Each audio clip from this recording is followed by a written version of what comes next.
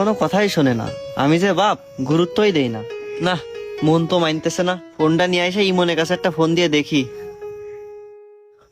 ও চাচা, চাচা আসিবান নেই চাচা, আমাকে বন্ধু আর নেই। চাচা আসিবান নেই চাচা। কি বললো? আপনার কি হয়েছে?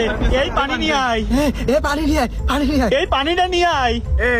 নে আগে মাথায় পানি দে। ও চাচা, চাচা কথা কন। কথা কন না চাচা। এ মাথায় তেল পানি দে, চাচার জ্ঞান হারাই গেছে। চাচা চাচা চোখ খোলেন একটু। চোখ খুলতেছে না তো। ও চাচা, তুমি শুধু ছেলে হারাওনি চাচা, আমরা বন্ধুটা হারাইছি। চাচা আসিবার নেই, আমি থাকলি এরা হতে দিতাম না। চাচা ওঠেন এবার, আর এরম ভেঙে পড়েন না। এ কিছুর উপর বসা। এই জিয়াত ওইটা টুল, ওইটা নিয়ে আয়।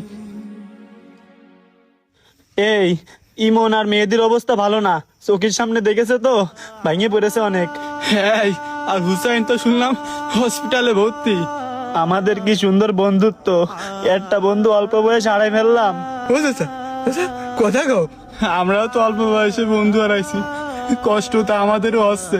ঈদের একটা দিন বন্ধুটা হারাই ফেললাম। এই ইমন, ইমন, আব্বা আমার হাসিব কই?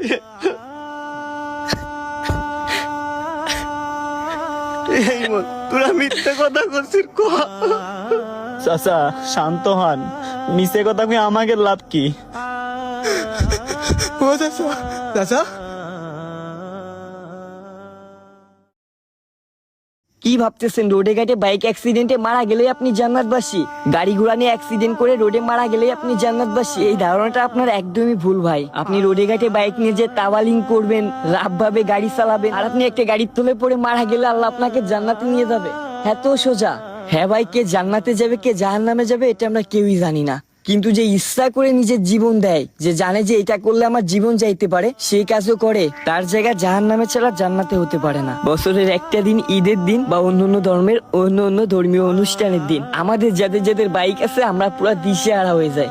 নিজের মা বাবার কথার অবাধ্য হয়ে বন্ধুদের পাল্লায় পড়ে অনেক দূর দূরান্তে বাইক নিয়ে ঘুরতে চলে যায়। ভাই আমি মানা করতেছি না ঈদের দিন বাইক নিয়ে ঘুরতে যাইতে, কিন্তু আমি এটা মানা করতেছি, নিজের বাপ মা যদি বাধা দেয়, বাপ মা যদি না করে, তাহলে ওই কাজটা করেন না। আর অন্তত এই উৎসব অনুষ্ঠানের দিন, ঈদের দিন জোরে বাইক চালাবেন না, কারণ আপনার একটা জোরে বাইক চালানোর কারণে আপনি তো জীবন হারাবেনই, কিন্তু বাকি যে মানুষগুলা আপনাকে ভালোবাসে, আপনাকে আঁকড়ে ধরে বেঁচে আছে, ওই মানুষগুলোও বেঁচে থাকতে মৃত হয়ে যাবে।